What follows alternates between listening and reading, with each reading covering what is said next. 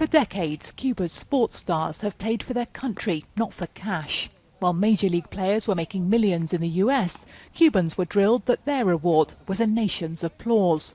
But all of that has changed now. For the first time, athletes like these are free to play in professional leagues overseas, on salaries unheard of here in Cuba. And they won't have to defect anymore to do that.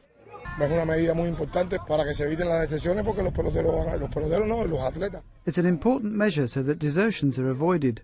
Athletes will be able to reach another superior level where they can have a better life. I think a lot of desertions will be avoided.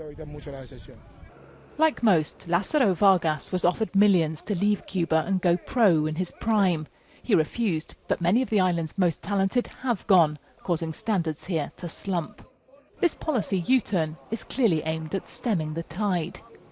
It's also about funding sport in the future.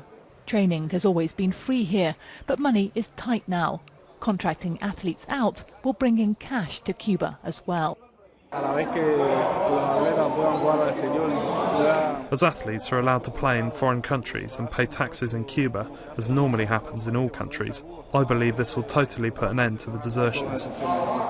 It should certainly help, as will new higher salaries for athletes here at home. But there is a big catch. US trade sanctions against Cuba mean that market will still be closed to anyone resident here. And America has always been the prime destination for Cuban defectors. Sarah Rainsford, BBC News, Havana.